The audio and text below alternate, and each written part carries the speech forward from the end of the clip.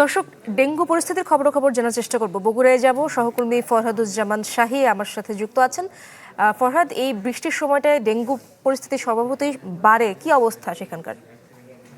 নগদ নিয়ে এলো হার না মানা হার অফার।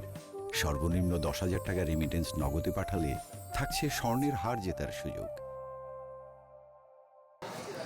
ইশরাত, এই মুহূর্তে বগুড়ার দুইটি বড় মেডিকেল কলেজ হাসপাতাল, আমি যে হাসপাতালে আছি বগুড়া শহীদ জিয়া রহমান মেডিকেল কলেজ হাসপাতাল, এই হাসপাতালে মোট 6 জন ডেঙ্গু রোগে আক্রান্ত হয়ে ভর্তি আছেন। এখানে ডেঙ্গু ডেডিকেটেড একটি ওয়ার্ড করা হয়েছে এবং বগুড়ার আরেকটি মেডিকেল কলেজ হাসপাতাল যেটা টিএমএসএস মেডিকেল কলেজ হাসপাতাল, সেখানে 5 জন রোগী ভর্তি আছেন। অর্থাৎ এই মুহূর্তে মোট 11 জন রোগী বগুড়ার দুইটি হাসপাতালে ভর্তি আছে। এই মুহূর্তে বগুড়া মোহাম্মদ আলী হাসপাতাল যেটা, সেখানে আসলে কোনো ডেঙ্গু রোগী ভর্তি নাই। চিকিৎসকরা যেটা বলছেন যে তাদের তথ্য অনুসারে গত জানুয়ারি মাস থেকে শুরু করে এখন পর্যন্ত, আজকের তারিখ পর্যন্ত বগুড়ায় মোট 201 জন রোগী ডেঙ্গু রোগে আক্রান্ত হয়ে বিভিন্ন হাসপাতালে তারা চিকিৎসা নিয়েছেন। এর মধ্যে কিন্তু সুখের খবর হলো একজন রোগীও কিন্তু ডেঙ্গু রোগে আক্রান্ত হয়ে বগুড়ায় মারা যাননি। তবে তারা যেটা বলছেন যে কোনো ডেঙ্গু রোগী মারা যেহেতু যায়নি, একই সাথে কিন্তু বগুড়া থেকে স্থানীয়ভাবে কোনো রোগী কিন্তু ডেঙ্গু রোগে আক্রান্তও কিন্তু হয়নি। এটা একটা ভালো খবর।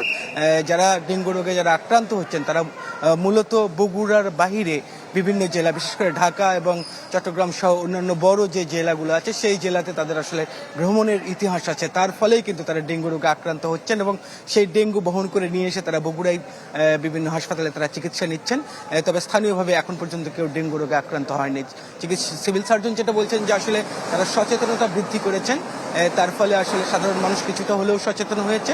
আর ডেঙ্গু রোগ শনাক্ত করাটা তাদের জন্য সহজ হয়েছে, কারণ পর্যাপ্ত পরিমাণে কিট তাদের হাতে আছে, যেটা জেলা শহরের যে সমস্ত হাসপাতাল সেখানে যেমন আছে, উপজেলার বিভিন্ন যে স্বাস্থ্য কমপ্লেক্সগুলো আছে সেখানেও তারা পর্যাপ্ত কিটের ব্যবস্থা করতে পেরেছেন। ফলে আসলে খুব সহজেই প্রথমেই তারা ডেঙ্গু রোগ শনাক্ত করতে পেরেছেন এবং এর ফলেই কিন্তু আসলে ডেঙ্গু রোগে যারা আক্রান্ত হয়ে যারা হাসপাতালে ভর্তি হয়েছেন তাদেরকে কিন্তু চিকিৎসা দিয়ে সুস্থ করে তোলা সম্ভব হয়েছে। যেহেতু বর্ষা দিনকে দিন বাড়বে এবং ডেঙ্গু রোগের প্রকোপ আরও বেশি বাড়বে, সেই হিসাবে চিকিৎসকরা উপজেলা প্রশাসনের সহায়তায় প্রত্যেকটা উপজেলায় এবং পৌর শহরগুলোতে আসলে এই ডেঙ্গু মোকাবেলা করার জন্য যে সমস্ত ব্যবস্থা অবলম্বন করা দরকার, সরকারি নির্দেশনা যেগুলো আছে সেগুলো তারা প্রতিপালন করার চেষ্টা করছেন এবং সাধারণ মানুষের মধ্যে সচেতনতা বৃদ্ধি করার চেষ্টা চালাচ্ছেন, যাতে আসলে ডেঙ্গু গতবারের মতো বগুড়ায় যে আক্রমণটা হয়েছিল এবং এখানে ডেঙ্গু রোগে আক্রান্ত হয়ে কিন্তু বেশ কিছু চিকিৎসাধীন অবস্থায় মৃত্যুবরণও করেছিল এবং স্থানীয়ভাবেও কিন্তু অনেকে ডেঙ্গু রোগে আক্রান্ত হয়েছিল।